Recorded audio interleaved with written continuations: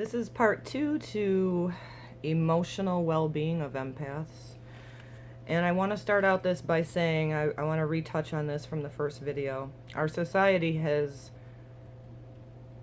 labeled anybody that's struggling with depression, anxiety, or the transition by suicide as mentally ill. And that just goes to show, even in the statistics, how wrong we're getting. Because to me, in my perspective, mentally ill is somebody that has a logical impairment that causes them to be considered mentally ill.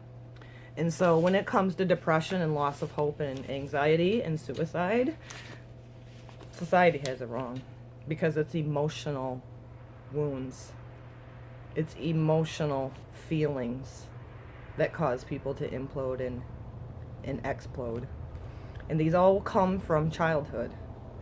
And determining what the core wound is so that we can heal ourselves and have healthier, whole people. We start out whole. We're a light. We come into dynamics maybe where the mother isn't healed, like myself. And then the darkness starts and the pings start. And it causes like an overlay on your soul to dim your light. And so the reason for unpacking our wounds, to be able to understand why people are losing hope and passing away by suicide or struggling with anxiety, is because your wholeness, your light has been snuffed. And so my son was emotionally torn. My son was not mentally ill. And I try to describe this and explain this to people all the time, and they still don't get it. Because he had no learning impairment. He was very logically smart. He wasn't mentally ill. Oftentimes these people aren't. Often it's exactly what I'm saying. It's the emotional hell they're living in, not even realizing that it stems from childhood. And so our reaction when we're feeling these pings on our soul, the light, it's like the hole in the soul is what it feels like. You can struggle with depression, anxiety, escapism, whether it be alcohol, pornography, gambling. I started smoking cigarettes at a very young age. I was a runner as well. And I never even understood why I did that. Looking back, now I know. I was not allowed to speak my truth. I didn't matter. I didn't feel safe. Because I didn't get the proper nurturing as a child. And just like my son, we come into this people having children when they're not healed themselves, and I didn't even know that I was unhealthy. That's the crazy part about it. This can happen to anybody. And so my core wounds and encoding from a very young age from the mother and the father, and I say specifically the mother at first all the time, is because the mother is very imperative to the nurturing and to the compassion and to making the child feel safe. And so my ingrained coding within me at a very young age, ingrained by a broken family dynamics gone wrong, nobody wanting to hold themselves accountable, was I had low self-worth, no feeling of stability, no trusting, and also betrayal. I was never good enough or important, and I was always labeled the bad kid. And when we start to self-reflect on all of this, it can heal and transmute our healing. We can self-correct these core beliefs that we've been ingrained with, because everybody comes in whole and healthy. Truth and unconditional love is very much so needed on this planet to end the society's issues, specifically in the United States with people losing hope. Unconditional love means you're giving yourself and the other person unconditional love without I love you if. I mean, it's so conditional. Everything's very conditional in this society. Our culture's created all the things that fundamentally really matter, which is being a good person to yourself and others in this planet, are all ass backwards. And it seems like all those that are the snakes in the grass are the ones that are being gratified and glorified. And these empaths, I know for myself, we all feel it. And you want to see why the statistics of the suicide rate is up? Because our priorities here are off. Killing each other is not okay. There's no legit warring because there's always hidden objectives to keep feeding and lining the pockets of the one percenters, whoever they are. Meanwhile, we have somebody right next to us that's starving or can't afford even a coat or has to live in a frickin' box. Our children keep coming in more and more sensitive, being empaths, and they know this place is not authentic. And we each can do our parts by being authentic ourselves. I'm owning my own part in my son's transitioning by suicide and losing hope. But everybody that knew him, this whole society, needs to hold themselves accountable. The comparison and knocking each other down at the knees and thinking that color matters or your social status matters or whatever. Our children feel all of these dynamics that have gone wrong, and that's why the statistics are going up as well. It is not mental illness for the majority. It is emotional torment. It's my intuition, my heart feels so much so, and I look around with my two visual eyes and go, none of this shit makes sense. People knocking each other off at the knees. And it really goes back to the core wounds of each one of us, of holding ourselves accountable. And there's a lot of deep wounds out there that people don't want to look at. I understand the easiest thing would be to ignore these wounds and go on, and that's where narcissism comes into play, because people are wounded themselves. They don't want to look inner. They don't want to look at their own energy and what they bring to the table. It's everybody else's fault. It's victim mode. And so when the chaos of these dynamics go wrong, it can create codependency. I was emotionally codependent. I was seeking love outside of myself. I never felt the unconditional love being very young. I wasn't mirrored that by the mother. I had high anxiety all of my life of the fight or flight or run. It creates unhealthy relationships when you're broken with others. I don't know how many times I was in relationships that were never good for me. I wasn't taught self-worth. I wasn't taught to hold myself up in the utmost divine light of who I truly am, who you truly are, and so I accepted shitty behavior. It caused extreme depression within me as well, and it created a lot of dynamics where I was in relationships, crappy, unhealthy relationships where there was always betrayal, there was always trust broken, and it was all because my core belief instilled and encoded in me as a child, I had no self-worth. I wasn't taught it. I was taught I had to defend myself vocally because nobody heard me. I had to repeat myself all the time, and it wasn't heard anyway by those that are still in denial today. And so the chaos and breakdown in your life can be shifted and changed when we start going, whoa, what was my core beliefs being instilled, in my youth, no matter who raised you. And so that's where I was saying about the escapism and disassociation and stuff, because your core wounds haven't been healed yet. I know this because I'm in the process still today. The emotional abuse and neglect was so subtle and covert.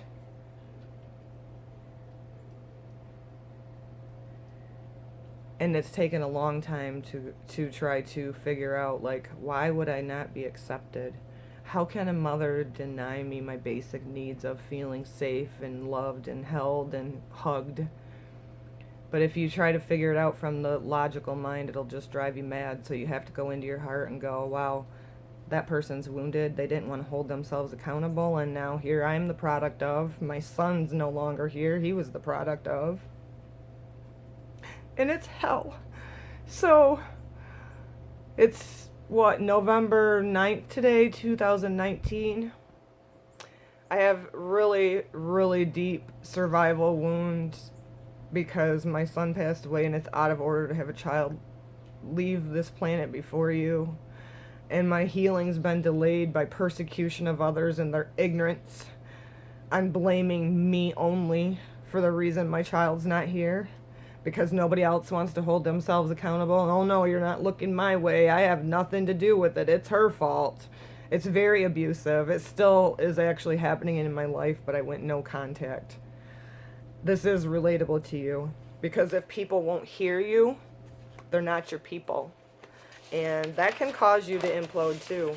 And the breakthroughs that come after your breakdown are worth it. And that's who I'm, my voice today, even though those that called themselves family really were not representative of family. You know, I was always shamed of, I'm your mother, you blah, blah, blah.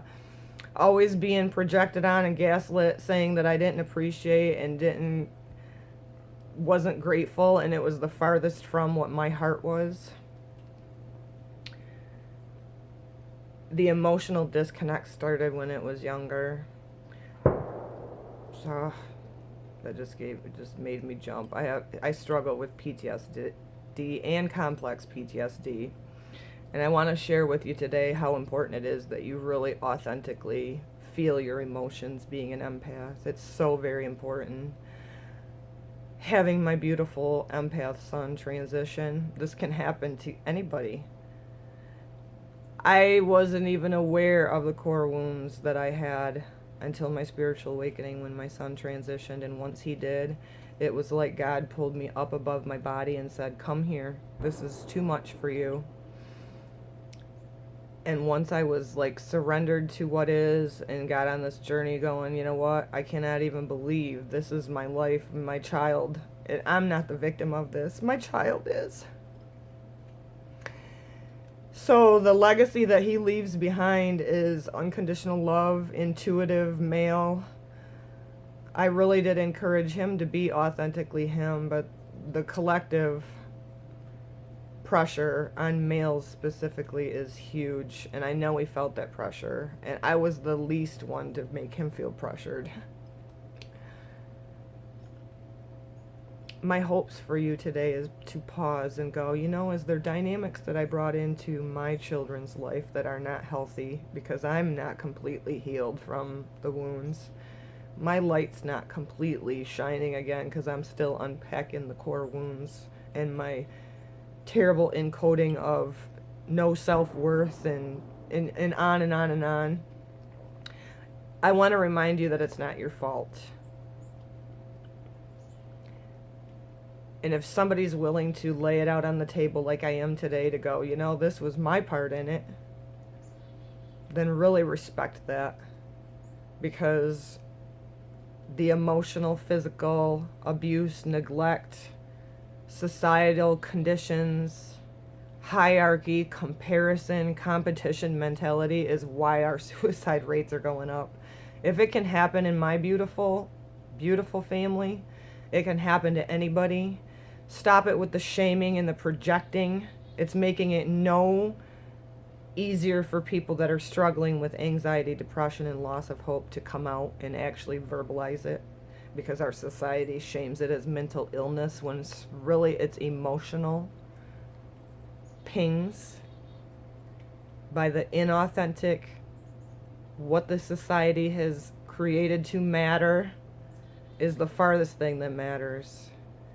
Being a healthy whole person, feeling heard,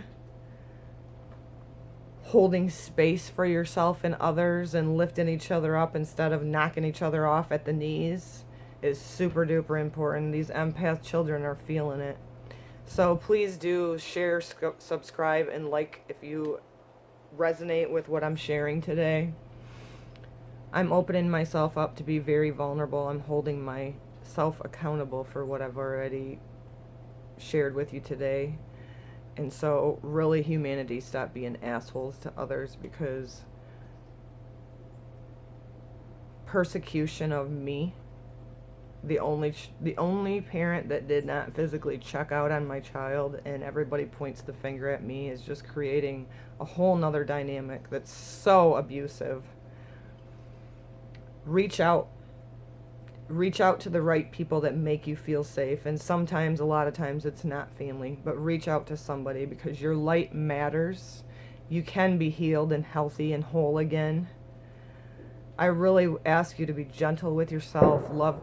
Oh my God, so sorry. And I have very bad PTSD with that. Love yourself up. Be very gentle with yourself. If you feel different than what this society's creating, that's a good thing. Because really, material things mean nothing. Your healthiness and your happiness mean everything. Your light matters. Listen to One More Light by Chester from Linkin Park and really feel into your heart, because you matter. You are loved. You are love itself. Walk into your authenticity. Hold yourself up in the utmost love light, and you demand and that same sort of respect from everybody around you, because every person that comes in your life leaves a footprint. Is it of love, or is it of stipulations, ultimatums? You demand that kind of respect for yourself. And there's one more thing I'd like to add. This society likes to say you honor thy mother, thy father. And I believe that's true if the mother and the father are healthy. Respect is something that needs to be earned, whether it be your mother, father, sister, brother, cousin, friend, doesn't matter, significant other. Respect isn't given until it's earned. And so, from a holy space, I do honor thy mother and father, but it's the holy ones that I don't see in the flesh, because the unhealthiness of the ones that I've experienced, you can't give respect to somebody that's not respectful. And so that's a huge society cultural thing. It's not to shame and blame. It is what it is. Hold yourselves accountable. Love yourselves so much. Look forward to more of these on this same subject. I'll put them in a special folder for the emotional well-being of all of us sensitives. Our light matters here, and we're exactly what this world needs, instead of the competition and the superficial foundation that it's currently built on, because those structures will fall. I send this to you with so much love. Please love yourself up. Reply, make some comments, guys. How's everybody feeling with this? How are you doing with walking in your authenticity, unpacking the wounds? Let me know if you do a reflecting inner dialogue with yourself to go, wow, really, I felt that as a child growing up too. It makes so much sense. I would love for this subject to be a lot of interaction, because it matters. I send this to you with so much love, and many blessings to you.